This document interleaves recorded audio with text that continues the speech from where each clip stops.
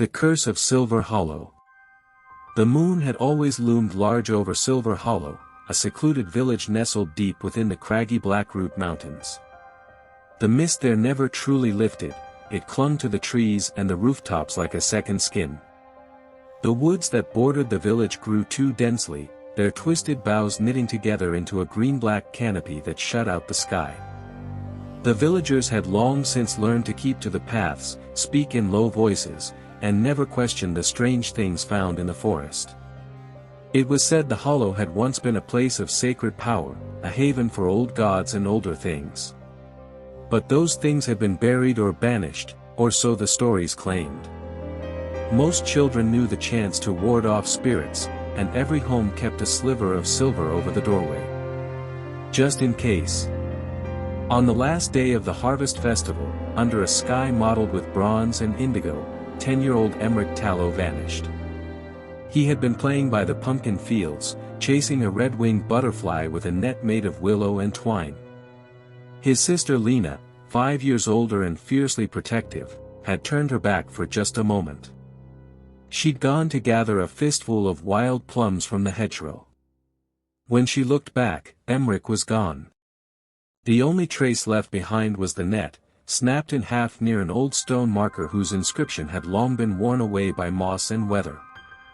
A trail of small, barefoot prints led into the woods, delicate as candle smoke. But as the trail continued, the prints deepened. Grew wider. Longer. They twisted at odd angles, the toes ending in claw marks. Something had changed in the space of a few dozen steps. The search lasted for 3 days. On the 4th, the village elders declared the boy taken. By wolves, they claimed. Or perhaps something worse. Lena refused to believe it. She stayed up every night, watching the woods from her window, whispering his name into the dark. Her parents grieved in silence, and the Tallow home fell quiet, heavy with loss. Then, a week later, a stranger arrived. He came just after dawn, driving a battered wagon piled high with ore and bundles of leather.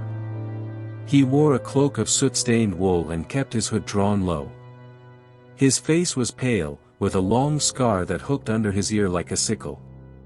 He said his name was Bran of the Ironclad and asked permission to set up a forge near the river. He required no food, no shelter, only space to work. The villagers, suspicious but short on tools and desperate before the first snow, allowed him to stay. They expected him to work iron, but his fire burned white-hot, and the metal he melted shimmered like moonlight. Silver. He had coins, goblets, jewelry, all melted into new forms. Blades, chains, arrowheads, and something darker still in their shape and design. Lena began watching him, her curiosity outweighing her grief. She noticed how he always kept a dagger at his side, how his eyes gleamed when he stared into the fire. Eventually, she approached him. He was quiet, but not unkind. He spoke with careful words, like someone used to listening more than speaking. One evening, he handed her a curved blade, light as a feather, forged from an old wedding band. Silver remembers betrayal, he told her. It cuts through lies. The villagers began to murmur about strange happenings.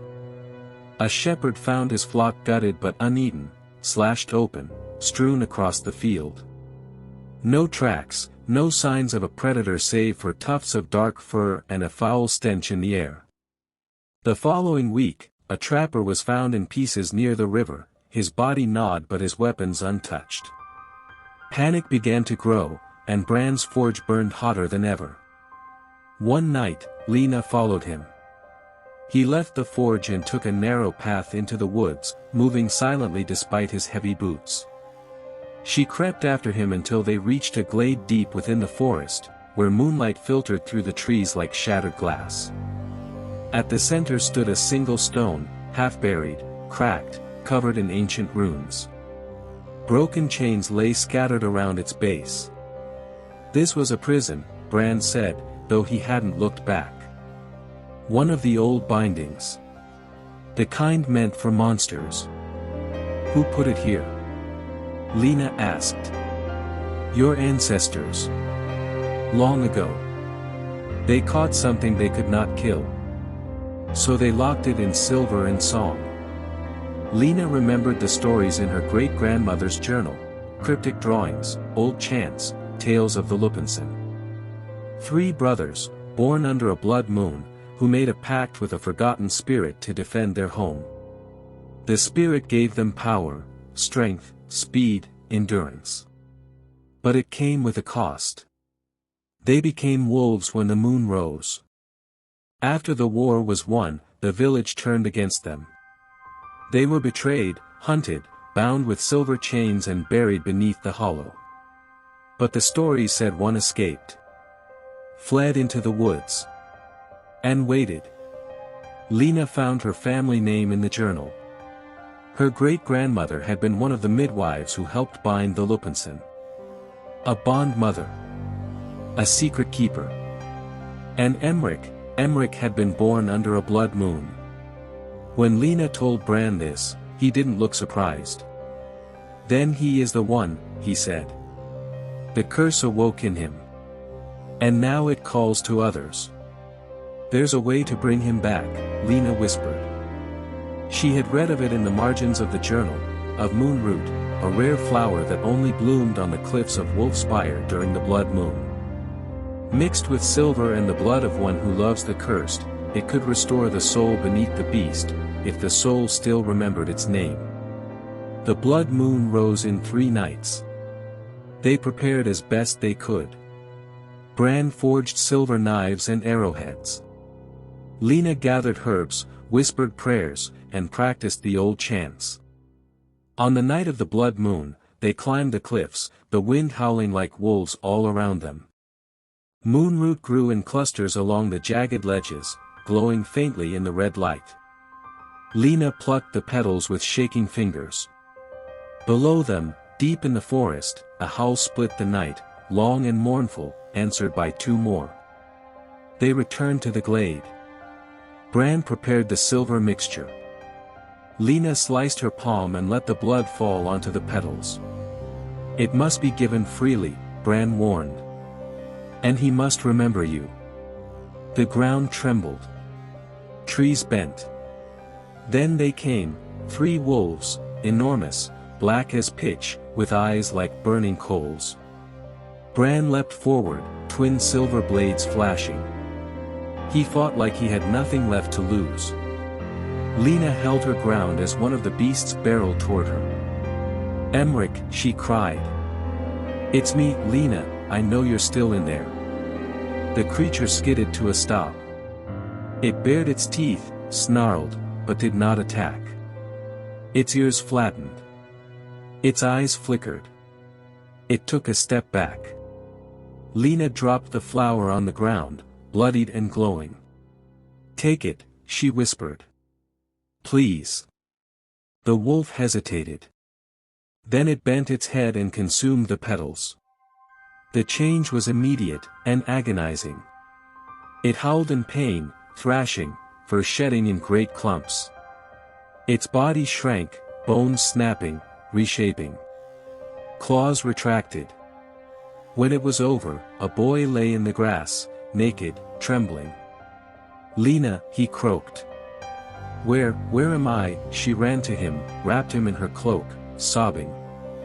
Bran collapsed beside them, bloodied but alive. The other beasts fled into the forest, howling in rage and grief. They returned to the village at dawn. The villagers gathered in silence as Lena stepped into the square, Emmerich beside her. She told them everything, the curse, the betrayal, the hidden history of Silver Hollow. Some refused to believe. Others wept. But no one touched their silver charms that day. No one shunned Emmerich. The forge remained lit. Bran stayed, though he never again ventured into the woods. Emmerich recovered, slowly, but the wildness never fully left his eyes. Lena became something of a legend, spoken of in quiet awe, the girl who brought back her brother with blood, love, and moonlight. Now, whenever the blood moon rises and the wind stirs the branches just so, a low howl echoes across the hollow. But the villagers do not cower. They leave coins by the river, silver blades by their hearths, and they speak the names of those they love. Not in fear, but in remembrance. Because Silver Hollow never forgets its stories. And neither do the wolves. The curse lives on, but so do the legends. Like, share, and subscribe for more dark tales from Mythos and Murmurs.